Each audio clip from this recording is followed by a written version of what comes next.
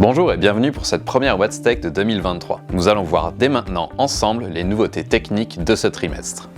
Nous avons récemment renforcé notre offre de solutions de cybersécurité à destination des MSP. D'abord avec Netvrix, une solution d'audit multitenante SaaS, puis avec Ogo Security qui combine intelligence artificielle et analyse comportementale pour protéger les sites et applications web.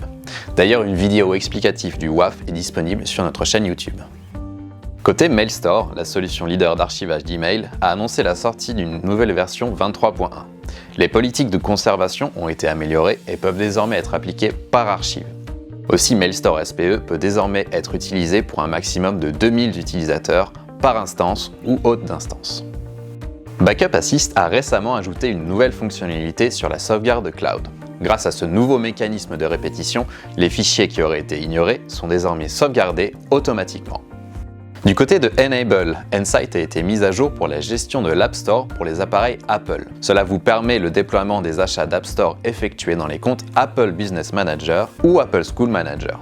Les agents Windows et Mac ont également été mis à jour avec des fonctionnalités de sécurité et de gestion améliorées.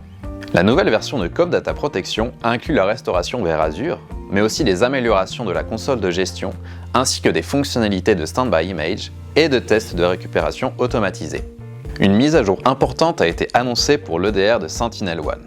Tokyo SP4 améliore significativement la console de gestion, ce qui vous permet une meilleure surveillance et détection des menaces pour vos clients.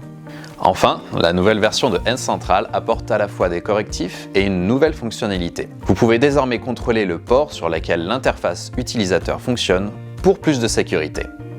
La version 23.0 de MDemon intègre de nombreux correctifs ainsi que plusieurs nouveautés, notamment l'intégration de Google Drive dans la section MDemon Webmail. BlackFog a également apporté des améliorations significatives pour renforcer la sécurité de vos clients, telles que la possibilité d'ignorer les faux numéros de la série du BIOS et la mise à jour de la stratégie de détection des ransomware. Pour finir, le produit Altaro VM Backup a été mis à jour avec une nouvelle fonctionnalité de protection anti-ransomware pour les emplacements de stockage cloud hors site. Des fonctionnalités d'optimisation de stockage permettant de libérer les blocs de données inutilisés ont également été ajoutées. De plus, l'infrastructure de restauration granulaire pour Altaro 365 a également été améliorée. Cette WhatTech est à présent terminée. Je vous invite à vous abonner pour ne pas rater nos prochains tutoriels techniques et nos présentations produits. À très bientôt!